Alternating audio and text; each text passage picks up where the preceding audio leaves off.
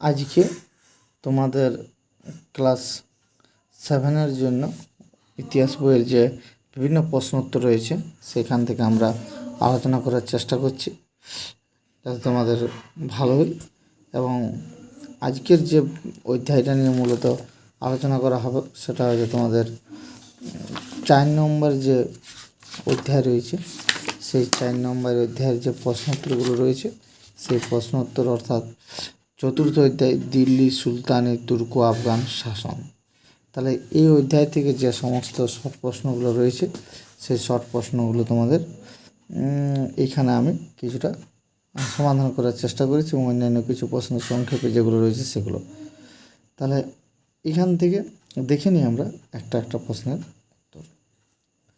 তাহলে প্রথমেই দেখি নিচের নামগুলির মধ্যে কোনটি বাকিগুলির সঙ্গে মিলছে না তার তলায় দাগ দাও।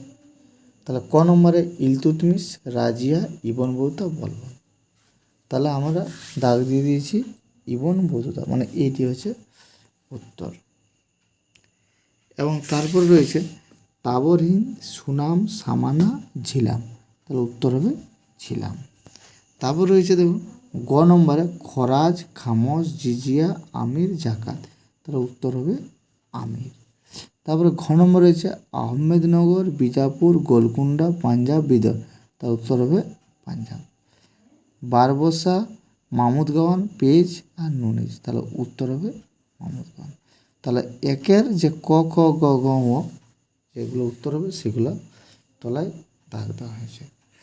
এর পরবর্তীকালে দেখো ক স্তম্ভের সঙ্গে খ স্তম্ভ মিলিয়ে লেখো। তাহলে এইখানে মেলানো অলরেডি আমি মিলিয়ে দিয়েছি, তোমাদের সুবিধার্থে আরেকবার বলি। ক স্তম্ভে বাম দিকে রয়েছে খলিফা, বলবন, খলজি বিপ্লব, রুমি কৌশল, রাজা গণেশ।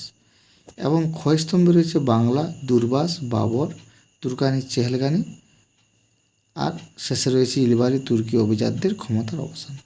তাহলে এইখানে ক স্তম্ভে খলিফার সাথে যেটার মিল খাইছে সেটা হচ্ছে দুর্বাস, বলবনের সাথে মিল খেয়েছে তুর্কানি চিয়লগানি, খলজি বিপ্লবের সাথে রয়েছে ইলবারি তুর্কি অভিজাতদের ক্ষমতার অবসান, রুমি কৌশলের সাথে বাবর, আর রাজা গণের সাথে রয়েছে বাংলা।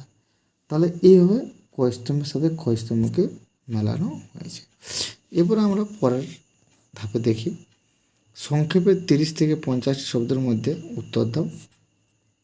এখানে যে 5টা প্রশ্ন রয়েছে ক খ গ ঘ ঙ, সেই 5টা প্রশ্নের শেষে প্রশ্নগুলোর শেষে দেবো একটা নাম্বার দেওয়া আছে, ওগুলো পেজ নম্বর, যে পেজ নম্বরগুলোতে উত্তরগুলো তোমাদের বইতে রয়েছে।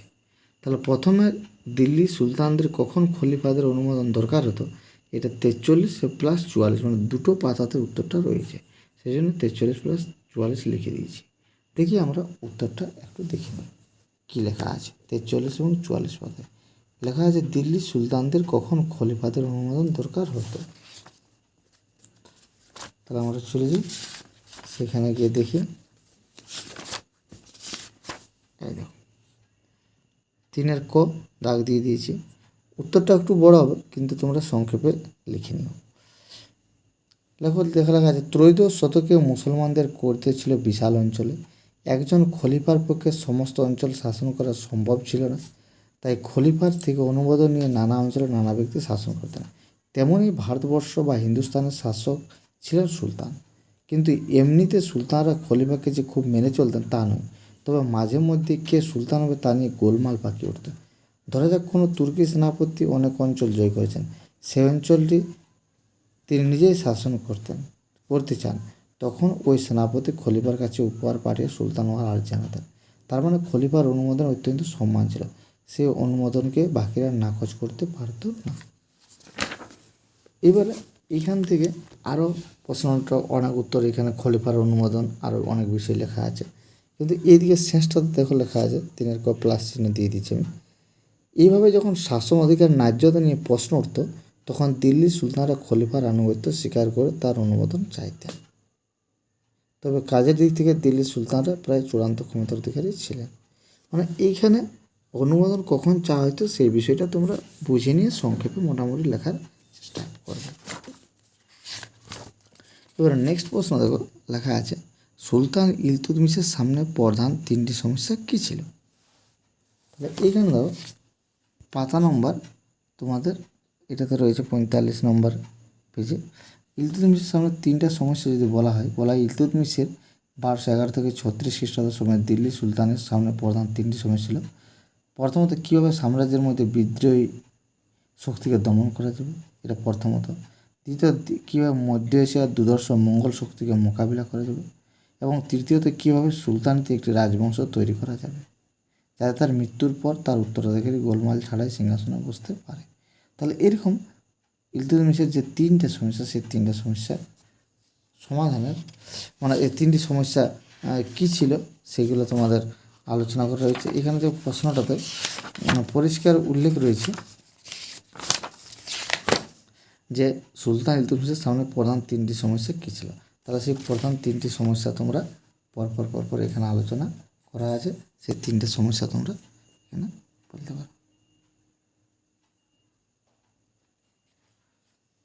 তারপর রয়েছে পরের প্রশ্ন, আমরা একটু দেখে নিই। কারা ছিল সুলতান রাজিয়ার সমর্থক আর কারা ছিল বিরোধী। তাহলে এটা পাতা নম্বর 45, এটারও উত্তর পাওয়া যাবে। এখানে দেখো পাতা নম্বর 45-এ 3 নম্বরে গ লিখে দিয়েছি। তাহলে রাজিয়া সিংহাসনে বসেছিলেন সেনাবাহিনী, অভিজাতদের একাংশ ও দিল্লির সাধারণ লোকেদের সমর্থন নিয়ে। তারা সমর্থন করছে। উলেমার আপত্তি থাকা সত্ত্বেও রাজিয়া অমুসলিমদের উপর থেকে জিজিয়া কর তুলে নিয়েছিলেন। অন্যদের তুর্কি অভিজাতরা মনে করেছিল যে রাজিয়া তুর্কি অভিজাতদের বেশি গুরুত্ব দিচ্ছেন। এরপরে দিল্লির বাইরে যেসব তুর্কি অভিজাতরা ছিল তারা গোড়া থেকে রাজিয়ার বিরোধিতা করতে শুরু করে। এছাড়া রাজপুত শক্তিও তার শাসনের বিরোধী ছিল। তাহলে কারা কারা পক্ষে ছিল বিপক্ষে ছিল সেই বিষয়টাও কিন্তু এখানে আলোচনা করা হয়েছে। এরপরে আসা যাক এবার ঘ। আলাউদ্দিন খলজি কীভাবে মঙ্গল আক্রমণের মোকাবিলা করেন। তাহলে এটা পাতা নম্বর কত আছে 55। তাহলে এখানে আমরা 55 পাতাতে তাহলে আলাউদ্দিন খলজির সময় 1296 থেকে 1316 খ্রিস্টাব্দ দিল্লি দুবার আক্রান্ত হন, 1299 থেকে 1300 খ্রিস্টাব্দ এবং 1302 থেকে 1303। সুলতান বিরাট বাহিনী গড়ে তোলেন, সৈনিকদের থাকবার জন্য শ্রী নামে একটা নতুন শহর তৈরি করেন। সেনাবাহিনীকে রসদ জোগানোর জন্য দোয়াব অঞ্চলে কৃষকদের উপর বেশি হারে কর চাপানো হয়। দুর্গ নির্মাণ, সৈন্য সংগ্রহ, মূল্য নিয়ন্ত্রণ করে সফলভাবে মঙ্গল আক্রমণের মোকাবিলা করেন আলাউদ্দিন। তো এটা 3-এর ঘ হয়ে গেল।